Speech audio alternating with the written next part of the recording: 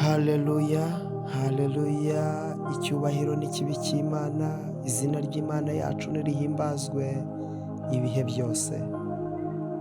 None turi kuwa kabiri, itariki zo ni 17, ukwezi ni ukwa gatatu, umwaka ni 2026. Byuka urabagirane kuko umucyo wawe uje, kandi ubwiza bw'Uwiteka bukaba bukurasiye. Uyu munsi igitinyiro cy'Imana ya Isiraheli kiboneke ku buzima bwawe wowe unkurikiye. Uyu munsi imbaraga n'imbabazi z'Imana bikugaragareho rwose. Nta muntu wigeze wiringira Imana ngo akorwe n'isoni, nta wiringiye Imana ngo amware, nta wiringiye Imana ngo asebe, nta wigeze yiringira Imana ngo imukoze isoni.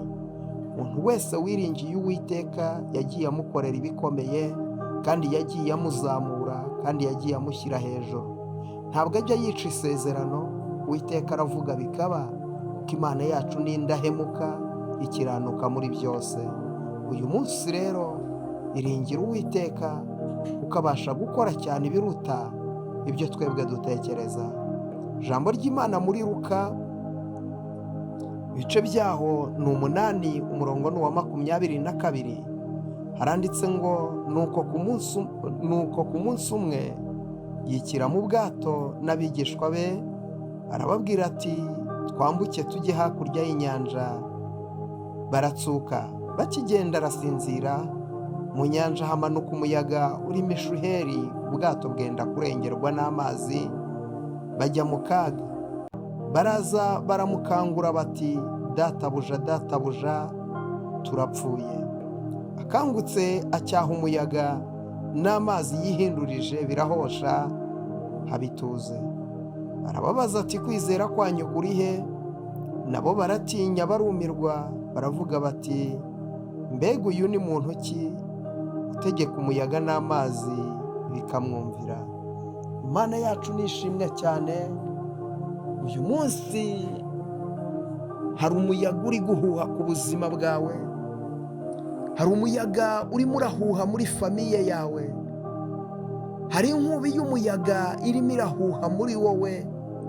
Ibigeragezo ni byinshi birakugose, intambara ni nyinshi zirakuzengurutse, ariko nonaha kangura Yesu wawe, kangura Yesu wawe. Ibyananiye abantu Yesu arabishoboye. Kangura Yesu wawe, ntabwo ajya atsindwa. Kangura Yesu wawe uyu munsi kuwa kabiri. Kangura Yesu kuko arabishoboye. Ababigishwa bari kumwe na Yesu bagenda, umuyaga ubaye mwinshi, intambara ziba nyinshi, bararemererwa.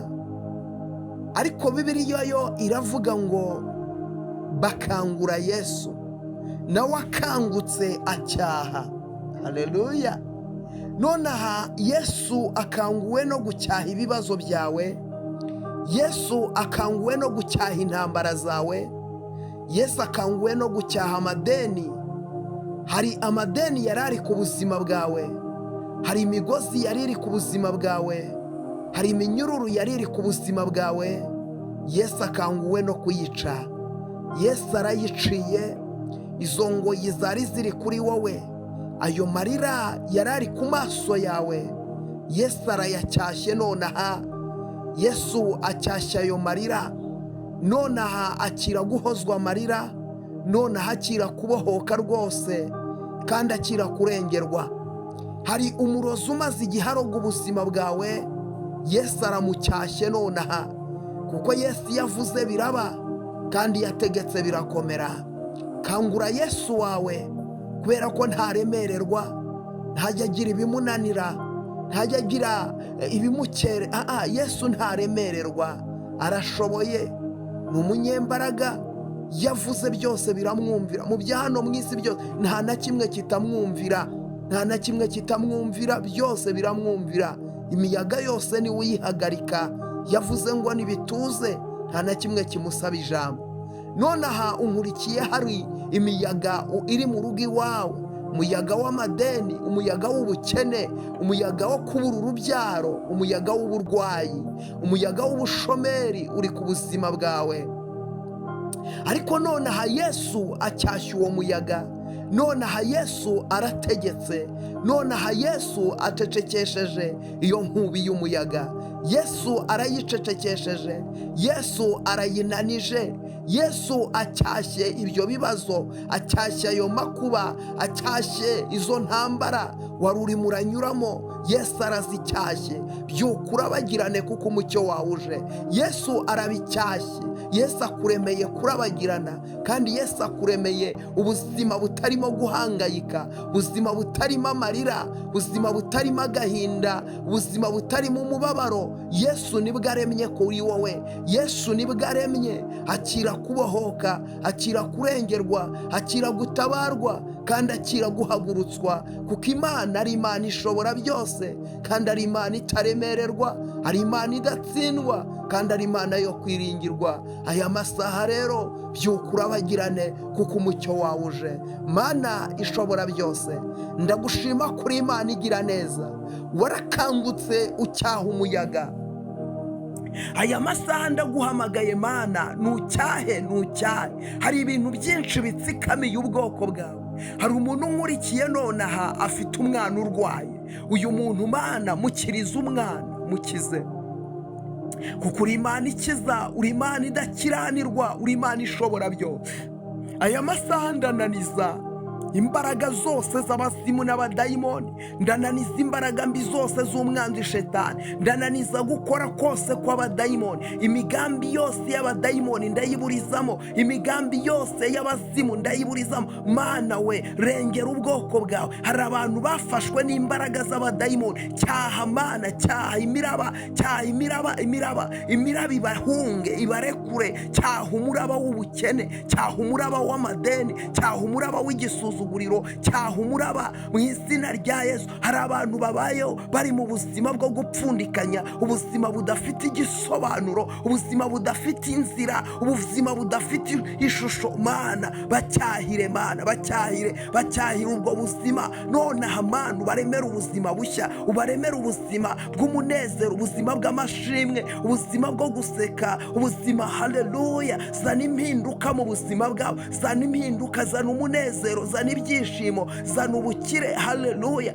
Zana ubukire Papa, zana ubukire kuko uri Imana igira neza, zana ubukire kuko uri Imana itabara. Ndasengera abantu bawe bamara umubabaro rwose, ndasengera abantu bawe barwanirire rwose, ndasengera abantu bawe mu izina rya Yesu. Hari umuntu nkurikiye nonaha Mana arwaye umugongo, uyu muntu ndamusengeye mukize umugongo. Hari umuntu nkurikiye amaze igihe kinini arwaye umutwe, Mana mukize umutwe. Uyu muntu urwaye mu nda mukize mu nda. Uri Imana ikiza, uri Imana irengera. Mana uyu muntu urimo ararizwa n'urugo rwe, none harimo ararira, mucyahira uyu muyaga Mana, uyu muyaga w'agahinda, ugahinda aterwa n'urugo rwe. Mana ongera urwubake, kuramo intonganya, kuramo induru Mana, kuramo induru. Reka uru rugo rushyiremo amahoro, uru rugo ruterereze. Uyu muyaga nutuze mu izina rya Yesu. Mana uyu muyaga nutuze mu izina rya Yesu. Hari umuntu nkurikiye, hari umuyaga w'amagambo uri ku buzima bwe. Hari abantu bari kumuvuga, bari kumusebya, bari kumurwanya, bari kumunaniza. Hari abantu bari kushenjagura umutima we binyuze mu kumuvuga, binyuze mu kumurwanya, binyuze uko batamushaka. Mana uyu muntu mucyahire, Mana mucyahire umuyaga, uyu muyaga w'amagambo uyakureho Mana. Mucyahire uyu muyaga, utatanye inama zose, zitatane zigende mu izina rya Yesu Kristo. Uri Imana nyamana, uri Imana rubasha. Cyaha byose bitsikamira abera bawe, cyaha byose bitsikamira ubwoko bwawe, cyaha byose bitsikamira abakozi bawe. Mana nubicyahe uyu munsi kuwa kabiri, babona igitangaza ku buzima bwabo, byose bibarekuye kandi bakiriye umugisha n'ubutsinzi. Urakoze kubikoze Kristo, amen. Imana iguha umugisha, kuboko kwiza kw'Imana kuboneke kuri wowe. Wowe ugiye gusharinga iyi video ikagera ku bantu benshi, yisharinga abantu 5, iri sengesho rigere ku bantu 5, ribagezeho, bikozwe nawe, iri inshuti yawe. Hari umuntu wari ufite umuyaga umumereye nabi, umuyaga wahuhaga mu buzima bwe, wahuhaga muri business ye, mu rugo rwe, mu bana be, ku mugabo we. Uyu muyaga wahuhaga, mwoherereza iri sengesho, Yesu amucyahire ibyo ngibyo byari biri kumuhungabanya. Yesu abicyahe kuko niwe ubishoboye. Ukibikora Imana iguha umugisha. Wowe ugiye kurishayaringa ukarigeza ku bantu benshi, Imana iguha umugisha. Reba niba utarakora subscribe kuri Prophet Emma, uyikore. Ukiyikora umugisha w'Imana ukubeho, ukiyikora umugisha ukubeho. Kanda like ntugende utayikoze, andika comment aho ngaho ubwire Yesu uti nyahira. Bwira Yesu uti nyahira uno muyaga. Bwira Yesu uti ngwino nyahira uno muyaga. Kangura Yesu wawe, kangura Yesu wawe aza gucyahira uwo muyaga mu izina rya Yesu. Amen.